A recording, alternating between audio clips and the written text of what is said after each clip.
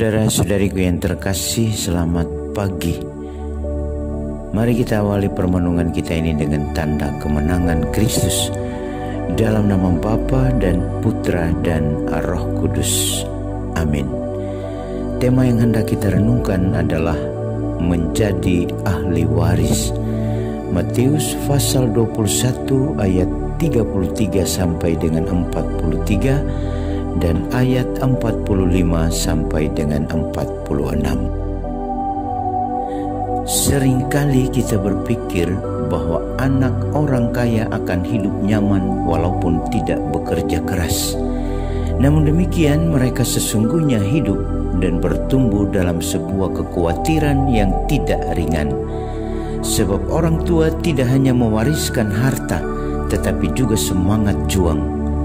Jika semangat juang itu tidak terpatri dalam diri si anak, bisa dipastikan bahwa berapapun jumlah warisan orang tuanya, semuanya tidak akan berguna, habis sia-sia.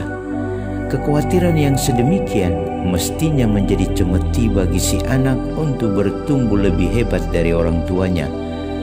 Proses ini tidak terlepas dari situasi kesekitaran anak itu. Jika situasinya meninambobokkan dia, maka ia akan kehilangan daya juang. Demikian sebaliknya, jika situasi yang diwariskan orang tua begitu meninambobokkan para pembantunya, maka mereka akan melawan dan berusaha untuk merebut warisannya, termasuk dengan cara brutal. Itulah juga yang diumpamakan Yesus pada hari ini. Para penggarap kebun anggur begitu terlena karena sangat dipercaya dan diakui kemampuan mereka. Mereka seakan tak ingin disepelekan. Mereka tak ingin dibuang dari kenyamanan mereka. Maka saat kenyamanan mereka terusik, segala cara dipakai untuk mendapatkan kenyamanan itu. Tentu dengan tujuan agar mereka diakui kemampuan dan keberadaannya. Situasi sosial politis kita dewasa ini tidak berbeda jauh dari apa yang diumpamakan Yesus. Saat kenyamanan kita terusik, kita pasti menunjukkan sikap agar diakui. Maka terjadi demo berjilid-jilid, melakukan protes dengan pernyataan-pernyataan yang tidak seimbang dengan pengetahuan logika. Baru-baru ini ada demo yang mengusung tema turunkan rejim yang korup, sebuah tema yang sangat mulia, tetapi orasi-orasinya justru mengarah kepada penjegalan terhadap komisaris utama Pertamina. Kok bisa?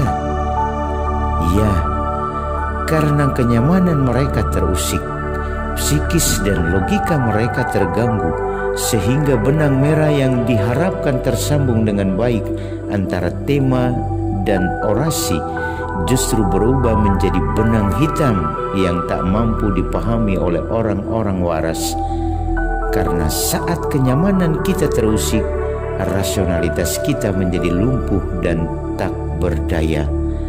Maka bagi mereka yang mengharapkan sebuah pengakuan tentang keberadaan dan kepintarannya, yang terusik adalah berdalih tanpa logika dan beraksi tanpa kasih agar bisa diakui keberadaan dan kehebatannya.